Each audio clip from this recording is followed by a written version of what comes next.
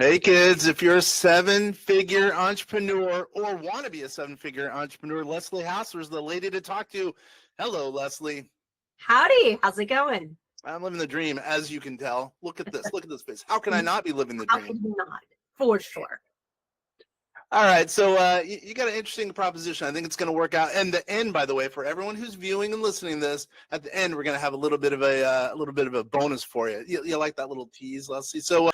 Why don't you go real quickly? Number one, give us one quick tip that a seven-figure entrepreneur probably who wants to succeed, maybe even get to the eight-figure entrepreneur area. Give us one thing that they should do to succeed. How about seeing taxes as a privilege of profit? Well, I think, for a lot of business owners, we're taxed. We don't want to pay any more taxes than and hey, all for that. However, we do it to the detriment of the business. And so every year we break even and pull money out of the business, but we're not really developing a business that has stability, security, and can weather storms in the meantime.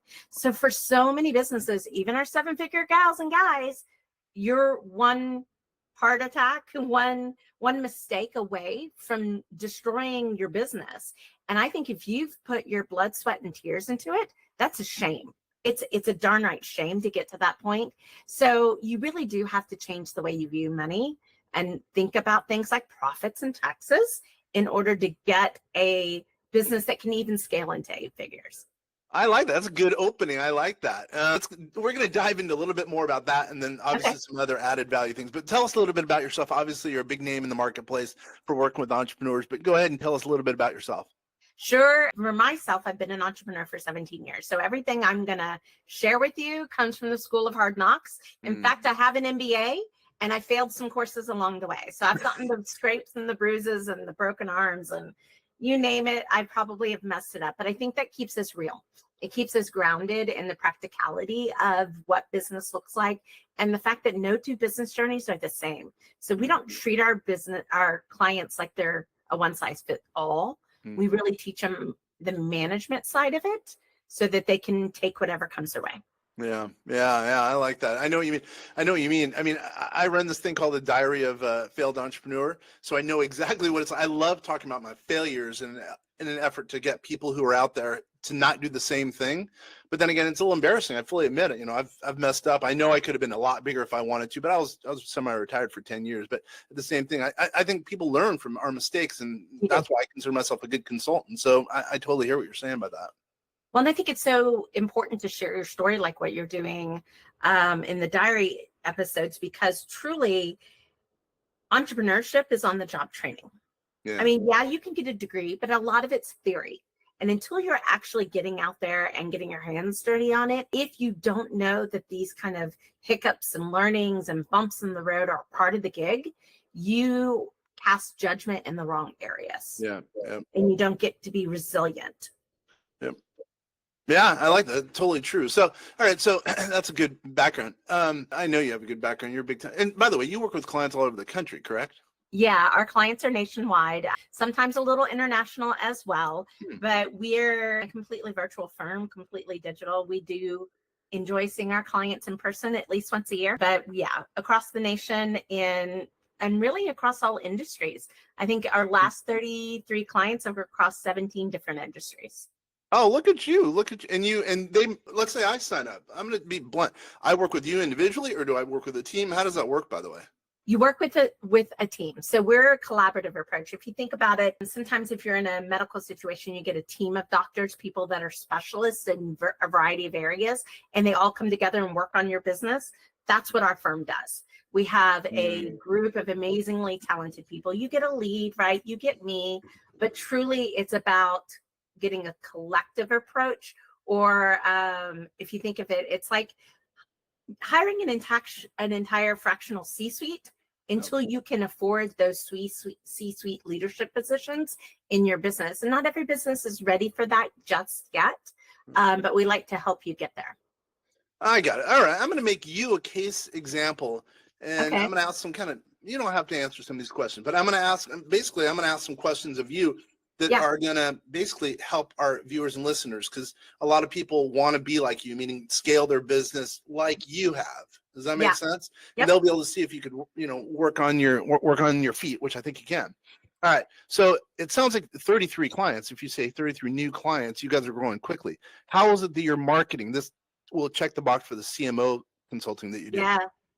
How are you So, marketing to get that many clients? Because that's a lot. and granted, that's the last 33. We do have a pretty good size run that goes through here. And this is a scaling secret, a kind of scaling story, if you will. Where we are in our own business is where a lot of businesses find themselves in, is that we have a tremendous amount of network. We do a lot of relationship marketing. We do a lot of content marketing. You can find us on nearly every single channel. And I know that stuff works. Like we do a LinkedIn newsletter, for instance. I know that works because we have clients that get newsletter from LinkedIn before they're a client, send it to me and say, okay, I'm ready to go. This article really spoke to us. So we have a system back there, right? But we're at the point in time to where we need to get more leverage and more scale, which is really what the next part of our marketing investments and development are all about. It just takes time to build those things. And I think that's what people don't understand about marketing. It's not a light switch. You don't just go ding on, now I have light. It really is about building momentum. So the momentum that we have today is from very intentional, concerted, focused, and repeated action from the last 3 to 5 years. There you go. All right. So we're getting somewhere. So you would suggest it's worked out for your business. Every business isn't the same, but for you, it's worked out, obviously LinkedIn. So you would suggest someone who's whatever, 6, 7, top 6, 7 figure income earner, you would suggest walking down that path of LinkedIn as an example. Not necessarily. I'm going to have to know who their client is and where they're trying to grow. The issue of it is that we know our client is there. They're not really on Facebook. We're on Instagram. They're not really, they go to escape in those platforms. So it does take the knowledge and aligning the strategy that you're going to use with your ideal client and your business so that it all comes together. The problem is that people, they don't think about their target audience and what they're going to do. So I probably only have 1 or 2 of our current clients that I would even say, you need to be on LinkedIn. In other cases, I'm like, nope, that's not what we need. We need something more highly leveraged. I have other ones that I'm like, I need you out speaking. You need to be speaking. You have something to say. So it's really about tailoring the strategies. I think we've documented like 87 different marketing strategies you could use. Guess what? They all work and none of them work. It's really about finding the ones that align with the business, with the clients, and with the strategy. So you'll never get me to say, you should be on LinkedIn, because the truth is, maybe you shouldn't. Got it. So maybe that's why they're paying you for give customized service. I like it. I like where you're going with that. Very smart. Very smart, Leslie. By the way, how does someone get a hold of you? I always forget that. How does someone get a hold of you? Sure. The easiest way, you can get to our website, yourbizrules.com. And we even have a welcome page for your listeners where type vast voice at the end of that. You'll be able to get right to us, find out anything we talk about on today's call. I love it. Hey, once again, can you mention that? Sure. It's yourbizrules.com/vast voice. Sweet. All right, cool. All right. So we went over a little bit of the marketing component. What about tax? It sounds like you guys do CFO, services, virtual CFO services. So what are you guys doing tax? And you don't, if this is too private, I get it. What are you guys doing tax wise for your business, or you guys individually, if you can talk about that, that is a little bit better than what a normal consultant would be doing? Here's the truth of it. We work in tandem with tax professionals. So we're going to be working with the tax CPAs. We're not tax expertise experts. What we are, though, is because we work in the cash flow side of the business, we have to work in tandem, because what I do is create a lot of cash in a business. Now, cash creates tax liability. I can help save. I can help make sure that we're paying for this year's taxes, this year's 401k, this year.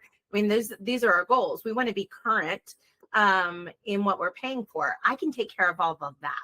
But really, then it's up to a tax professional to maximize, minimize, and really ensure that our clients are being able to create the wealth that they want to create. Yeah, that's a good answer. I like that, Leslie. Way to rock. That's a good answer. And then, so what about finance? What are some finance strategies that you guys are doing individually or as a company that, again, is a little bit different than the typical consultant that can add value down the road? Yeah, I would say the 2 tools that we use that are not as prevalent as I feel like they should be in the market. One is we use a predictive cash flow tool. So we can anticipate the daily balance for our clients' bank accounts at any point in time. And then we see it out 10 years. That is huge when it comes to strategy, especially when you're making investments and growing and scaling a business, because growth devours cash. So we have to pay attention to it. From the other tool that we use pretty heavily is a profit plan. This is really about putting purpose to profit. What we find is that when the money of the business has no purpose, it tends to get squandered, or it gets nickeled and dimed, or it gets appropriated in ways that doesn't serve the end goal of the owner, doesn't serve the growth goals of the business. And so we just help put these two kind of bumper rails in, if you will, so that we stay on track and deliver whatever the result may be. You know, if I've got a client that wants to retire, wants to move somewhere, and their magic number that they need is 1.6, then I need a business that can generate 1.6, or a business that can be sold at least for a multiple of 1.6, because we know taxes, right? Those are the things that we have to do. And we have to put in bumper rails so that the business performs in the area that we want it to. Yeah, that makes perfect sense. Wow, you are good at thinking on your feet. What about the HR component? Again, someone who's making 600,000 who wants to go to seven figures, or someone who's whatever, even higher. You know what I mean? So let's talk about HR. What are you guys doing as a group that's kind of unique? And again, let's make that kind of a analogy for some of the people here that we're talking about bringing on for you potentially. Sure. So what we do exceedingly well with the team is a business owner can have a team but still be involved in all the day-to-day minutia of the business owner and not be able to grow the business. So we work with the team to get them empowered, to make sure they're trained, to get them to start to take things over. The best day is when my clients say, so-and-so just came into the office. My office took it off my desk, told me I'm not doing it anymore. And if they need help, they'll come find me. I mean, like that, those are the kinds of teams we want. We want confident, empowered, and strategic teams. We also tend to involve the team more in the management of the business or the strategic direction of the business. This way they're on board and we're not playing the telephone game, which means things can get lost in translation. So I really feel that we help our owners manage their teams in a way of today and the future, so that their teams feel valued, but also empowered to take things off their owner's plate. So their owner, your listeners, can actually do what they love more, which is not filing and taking out the trash, let me tell you. Yeah, totally. Yeah. Or, I mean, I get what you're saying. Because me as an entrepreneur, I want to make it so I don't have to do the stuff I don't want to do. I just want to do the stuff I want to do. And sometimes maybe I'm really good at selling widgets. I want to just sell the widget. I don't want to take care of HR as an example. You know what I mean? I mean, it's best use of my time. You know what I mean? Yep. And we have several clients where we're at the point in time to bringing in a manager from an HR perspective. They really need somebody that can handle all the paperwork and the minutia. Sometimes we can do that through contractors. Sometimes it's a part-time gig. Sometimes they need a full-time person, but we'll help them figure it out. We'll help them figure out how to pay for it and write up that, job parameters and execute and hire and train. Well, okay, I got a couple dumb questions. No one ever said I was smart, right? How does it work? What's an engagement like with you guys? Like, how do I get what's the initial onboarding? I don't even know what your fees are. I don't know if you want to talk about your fees. How does it work?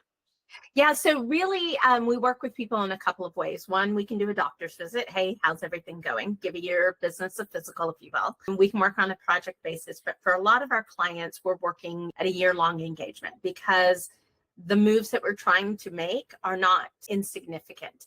Now, I will tell you, in a year, our clients typically see 3 times growth in a year, 6 times in 3, if they're ready to grow. But sometimes we have to build the foundations, right, to make sure the growth will stick.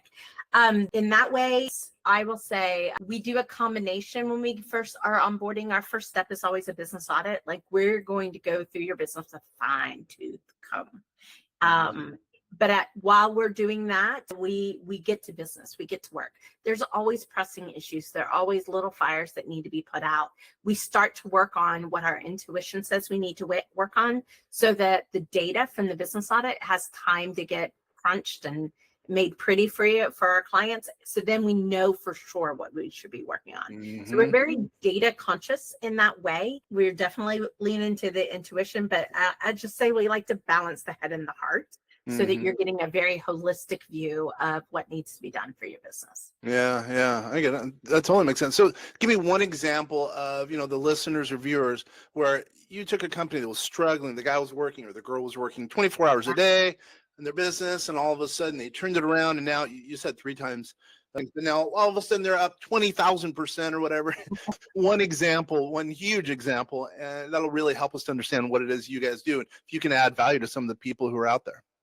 Yeah, so one of my favorite stories is actually of a client that came in, a 4 or 5 year old business, been doing pretty well, got into that $400,000-$500,000 range. And really, we did a business audit for them. We took a look at some things, and I said, I think you've got all you need to do to be at a 1.9. And they're like, no, not going to happen. I was like, no, I really think at 1.9. They're like, no, not going to happen. I said, okay, what do you feel is possible? And they said, I think maybe $1 million. I said, okay, how about we play this game? Prove me wrong. That first year, we did 1.9, and we grew from a business that was tracking to $500,000 to 1.9 in 9 months. I essentially took the revenue of the business and turned that into the business owner's income. Got it. Right? So that's a fun game to do, is to take your revenue, take your top line, make it your bottom line. Yeah, well, of course. Yeah, I love that. It's always fun, right? The truth is that the reason that the business owner was worried about that number is they didn't trust their business. They couldn't see far enough out to say, yes, I feel like that, confident we could do that. And so even year 2, we didn't make huge gains because it was really about proving we could do it again, proving that the business could stabilize and be performing at that high level. The third year, though, they came back and they're like, we're ready to grow. Well, we're gonna probably grow 30%, or I'm sorry, not even 30, 50 to 60%. So doing some quick math in my head, but growth is totally possible. It's just a matter of how much you're willing to let it happen versus trying to control it. I know exactly what you mean by that. It sounds kind of weird, but I know exactly what you mean by that. Okay, good. Yeah, we have to allow it and just give it some guardrails, but then I do believe we are in a unique position in time to where you can expect exponential growth. If you're growing at 10% a year, or what is the old adage, if you grew 14% year over year, in 5 years, you would double. That used to be the 1980s and 1990s gold standard. Right now, that's still, I'm not going to shuck any growth. Any growth is good growth. However, you're leaving so much on the table. Yeah. So I totally agree with that. Or go ahead. No, I was just saying so much. Yeah. All right, so let's get ready to land this plane. So I'm guessing it might be a good time for you to roll out something that I think my viewers and listeners will like, and then we're going to do a little bonus here. Why don't you go ahead and mention a couple of things about that, a little surprise for the kids out there. Yeah, so one of the things that we're going to do is we have an upcoming book that's releasing here called First This, Then That. This is some of the foundational things that if you're having a challenge growing your business, it's where you're getting stuck. You just don't know it. And we're going to offer your listeners some of those free books so that they can dive into it. I really do. This is a great book for anyone in business. Obviously, if you're starting up, any knowledge is good knowledge. But if you're spinning your wheels in your business and you've been at this for a little bit, read this book, please, because this is the first thing we fix before we really start to scale you is in this book. So it's called First This, Then That. And how do they get that book?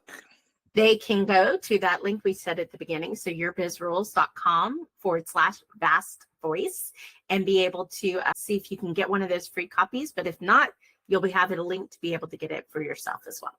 All right. Well, supply the last. Henner, the big guy, is going to pay for some books for the listeners and viewers out there, because I think that sounds like what Leslie got to offer is going to add some value to you guys, and that's what I'm trying to do as an entrepreneur, add some value to the people out there who are listening and watching, because I think that if we can add value to you guys, you're going to be that much more happy. So with that being said, Leslie, thank you very much. Any parting comments you want to say before we close the door? No, I agree with you totally. If we are the backbone to the American economy as small business owners, any impact that we can do to lift each other up is only paying it forward and creating a better economy for us all to succeed. So take us up on that and continue listening to Kenner and really put some of this stuff to work. Take action, no matter how imperfect. do something. That's exactly right. You got to take action. You could listen to this podcast. You can listen to this, do whatever.